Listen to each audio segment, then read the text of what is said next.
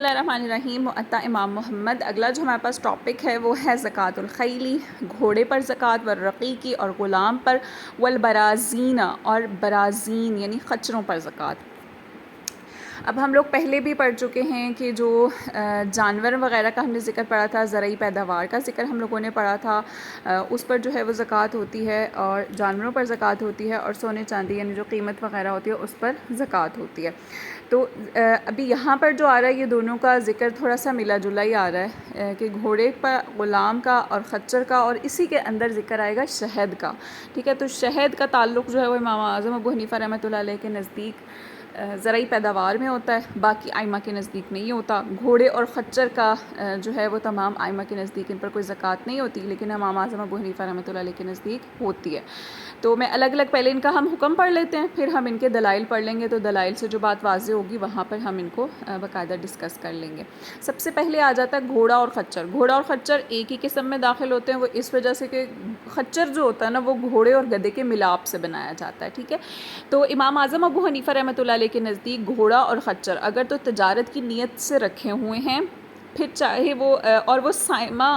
ہوں، یعنی کہ سال کا اکثر حصہ جو ہے وہ باہر چرتے ہوں، یعنی گھر سے باہر ان کو گھر میں چارہ نہیں ڈالا جاتا ہو، یعنی سمجھیں سال کے 12 مہینے ہیں تو 7-8 مہینے وہ باہر چرتے ہیں، اور 4-5 مہینے جن دنوں جو ہے وہ باہر چرنے کے لیے ان کو نہیں چھوڑا جا سکتا یا موسم خراب ہوتا ہے تو اس کی وجہ سے ان کو گھر میں بھی چارہ ڈالا جاتا ہے۔ تو ایسے جو جانور ہوتے ہیں وہ سائمہ کہلاتے ہیں۔ سائمہ کا مطلب ہوتا ہے چرنے والے، ٹھیک ہے۔ اور جن کو گھر میں چارہ ڈالا جاتا ہے وہ معلوفہ کہلاتے ہیں، میم عین لام واو فا ہا، ٹھیک ہے، معلوفہ کہلاتے ہیں۔ تو اگر وہ سائمہ ہوں یا معلوفہ ہوں، ٹھیک ہے، اس صورت میں یہ ہوگا کہ اگر انہوں نے تجارت کی غرض سے رکھیں، کیونکہ آج کل تو سائمہ نہیں ہوتے نا جانور، اکثر گھروں میں ہی چارہ ڈالا جاتا ہے، تو اس صورت میں امام اعظم ابو حنیفہ رحمۃ اللہ علیہ کا یہ موقف ہے کہ تجارت کے لیے اگر رکھے گئے ہیں، نسل بڑھانے کے لیے اگر رکھے گئے ہیں، اور اس کا جو ہے وہ ان کو بیچ کر وہ فائدہ حاصل کر رہا ہے، تو پھر اس صورت میں اس پر زکوٰۃ ہوگی۔ اب چاہے جو ہے وہ گھوڑے کے بدلے میں دے دے، یعنی ہر گھوڑے کے بدلے میں وہ 1 دینار دے، یعنی اگر اس کے پاس ایک گھوڑا 1 دینار ہوگا، 2 گھوڑے ہیں 2 دینار ہوں گے، 3 گھوڑے ہیں 3 دینار ہوں گے، اس طرح سے ان کی رقم بڑھتی جائے گی۔ اور اگر وہ قیمت کے حساب سے دینا چاہتا ہے، یعنی یہ سونے کے سکوں دیناروں کے حساب سے پھر وہ نہیں دینا چاہتا ہے، یہ چاندی کے حساب سے وہ دینا چاہتا ہے، تو پھر چاندی کے حساب سے یہ ہوگا کہ 200 درہم میں 5 درہم ہوں گے، یعنی قیمت لگوائے اس کی، اگر وہ درہم کے اعتبار سے، دینار کی قیمت وہ درہم کے اعتبار سے لگا لینا کہ ایک گھوڑا کتنے درہم کا بن رہا ہے، تو اس اعتبار سے دیکھے کہ اس کے جو 200 درہم کی رقم ہوگی نا، اس میں سے اس نے 5 درہم ادا کرنے ہیں، تو اسی طرح اس کے ہر 200 درہم پر 5-5 درہم بڑھتے جائیں گے۔ اور اگر آج کل کی جو قیمت جس طرح سے رائج ہے تو اس اعتبار سے اس میں 2.5% جو ہوتی ہے وہ زکوٰۃ ہوتی ہے، تو اس اعتبار سے وہ اس کا 2.5% حصہ نکلوا لے اور اس طرح سے اس کی قیمت کی صورت میں جو ہے وہ زکوٰۃ ادا کر دے، کیونکہ پہلے جو ہے وہ زکوٰۃ دینار یا درہموں کی صورت میں دی جاتی تھی، اس لیے ابھی جب آگے حدیث مبارکہ میں، عصر مبارک میں جو ہم ذکر پڑھیں گے وہ اسی قیمت کا پڑھیں گے، یعنی دینار کا اور درہم کا۔ تو گھوڑے اور خچر میں باقی تمام ائمہ کے نزدیک چاہے وہ سائمہ ہوں چاہے وہ سائمہ نہ ہوں، یعنی گھر میں چرنے والے ہوں یا باہر چرنے والے ہوں، تو اس صورت میں ان پہ زکوٰۃ نہیں ہے، کیونکہ حضور پاک صلی اللہ علیہ وسلم کے زمانے میں بھی جو ہے وہ اس پر زکوٰۃ نہیں لی جاتی تھی، اور ان کے نزدیک کیونکہ جو یہ گھوڑے خچر وغیرہ ہوتے ہیں نا، یہ بار برادری کے لیے، یعنی سواری وغیرہ کے لیے، اپنے گھریلو استعمال کے لیے ان کو استعمال کیا جاتا تھا، کھیت وغیرہ ان میں آگے پیچھے یا کہیں پر بھی جانے کے لیے، یا اس طرح سے اپنی ضرورت کے لیے ان کو استعمال کرتے تھے، تو چونکہ ضرورت کے لیے استعمال ہوتے تھے اس لیے ان پر کوئی زکوٰۃ بھی لازم نہیں ہوئی تھی۔ لیکن امام اعظم ابو حنیفہ رحمۃ اللہ علیہ نے یہاں پہ یہ بات ذکر کی کہ اگر وہ تجارت کی، اسپیشل تجارت کی نیت سے رکھیں تو پھر ان پر زکوٰۃ ہوگی۔ اگلا وہ آ جاتا ہے وہ ہے غلام۔ غلام پر جو ہے وہ زکوٰۃ تمام ائمہ کے نزدیک واجب نہیں ہوتی، ہاں ان کے جو ہے نا ان کی طرف سے وہ صدقہ فطر ادا کیا جاتا ہے، جس طرح باقی گھر کے تمام افراد کے ذریعے سے صدقہ فطر ادا کیا جاتا ہے، جو عید الفطر کی نماز سے پہلے ادا کرنا ہوتا ہے، بالکل وہ ادا کریں گے، اس کے علاوہ ان پر کوئی بھی زکوٰۃ نہیں ہوگی، کیونکہ یہ اپنی خدمت وغیرہ کے لیے رکھے جاتے ہیں۔ اور تیسری چیز کا یہاں پر ذکر آئے گا شہد کا. تو امام اعظم ابو حنیفہ رحمۃ اللہ علیہ جو ہے وہ شہد کو زرعی پیداوار میں داخل کرتے ہیں. وہ کہتے ہیں کہ یہ بھی زمین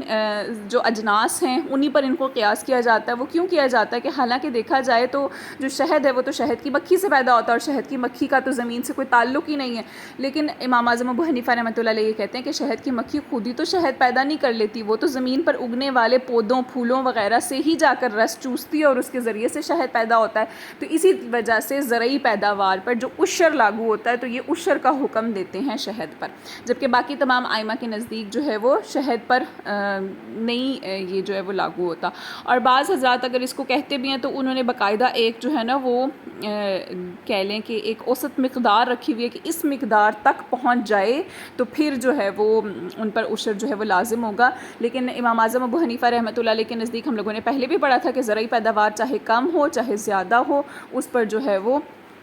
زکوٰۃ لازم ہوتی ہے، یعنی کہ جس کو عشر کہا جاتا ہے.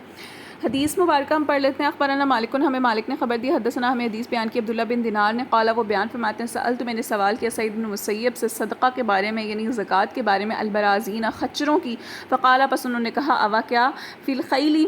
گھوڑوں میں بھی صدقۃ زکوٰۃ ہوتی ہے. تو برازین اور خیل ان کو ایک ہی نسل قرار دیا گیا ہے کیونکہ ایک ہی طرح کی جو ہے نا وہ مقصد کے لیے ان کو استعمال کیا جاتا ہے. جیسے اخبرنا مالک، ہمیں مالک نے خبر دی ہمیں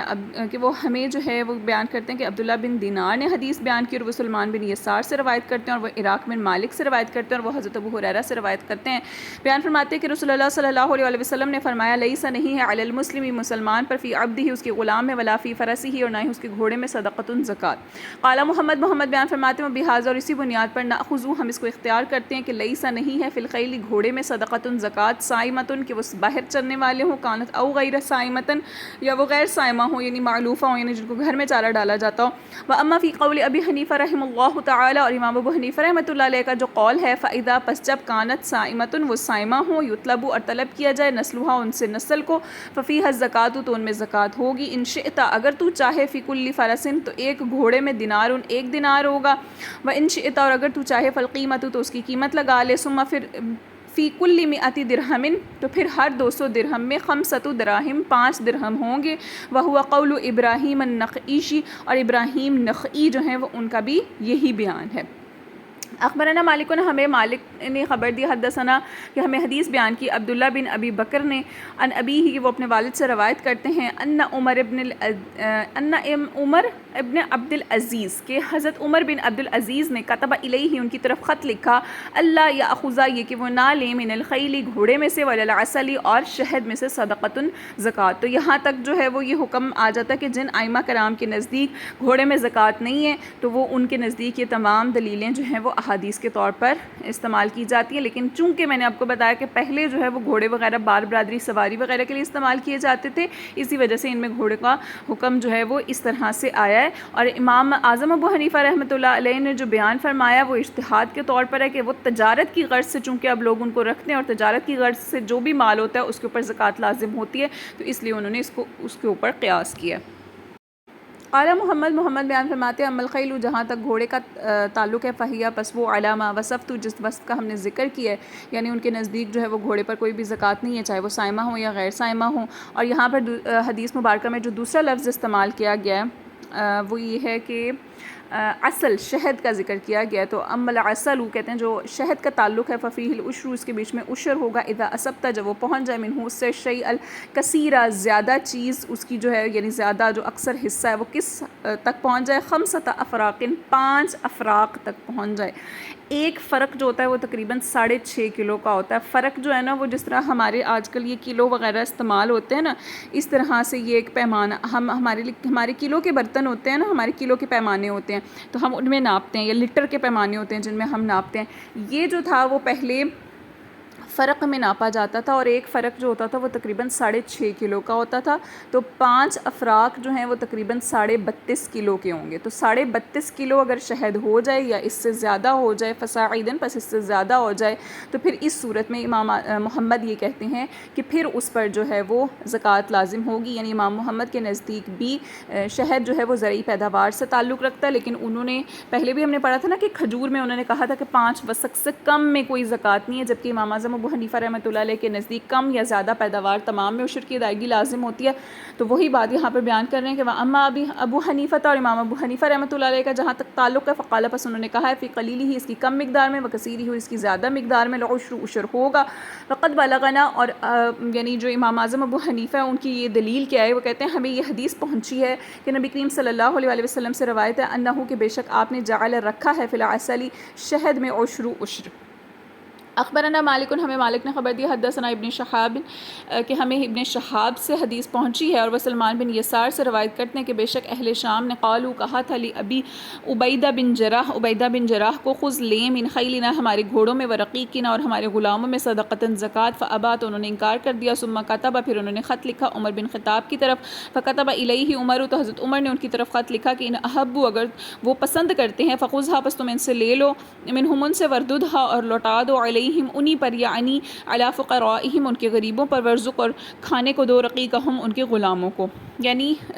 چونکہ ان لوگوں نے خود یہ پیشکش کی تھی کہ نہیں ہم سے یہ رقم لیں تو اس وجہ سے ان سے یہ رقم لی گئی تھی ورنہ گھوڑے پر اور غلام پر کوئی بھی زکوٰۃ نہیں ہوتی.